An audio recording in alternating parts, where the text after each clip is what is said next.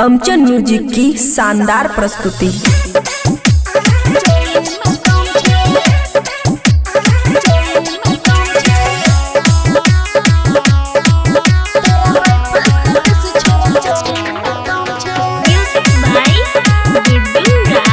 खुशी recording studio बलुआहा।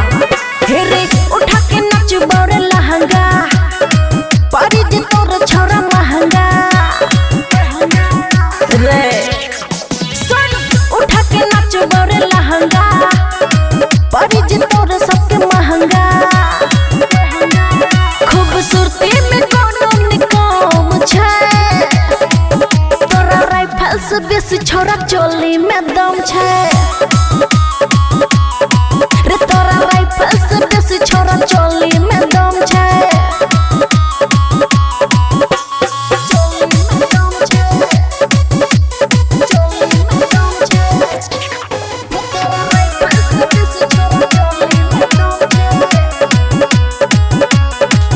हेरे बहुत गरम छै हमर जवानी छुबी त बबुआ हमर जेबी सट के रे काटी उमर छै रह कनी हट के नहीं त कमर के लग जेतो झटके। हमरा ढोरी में 4 केजी बम छै तोरा राइफल से बेसी छोरा चोली में दम छै रे तोरा राइफल से बेसी छोरा चोली में दम छै।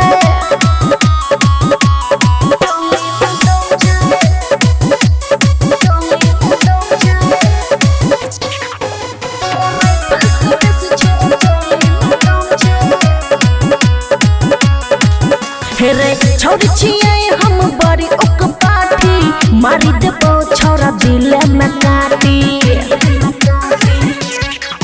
हेरे छोरी छियै हम बड़ी उक काठी मारी देबो छोरा दिल में काटी। राइटर ओम प्रकाश कहाँ काम छै तोरा राइफल से बेसी छोरा चोली में दम छै रे तोरा राइफल से बेसी छोरा चोली में दम छै। खुशी रिकॉर्डिंग स्टूडियो बलुआहा।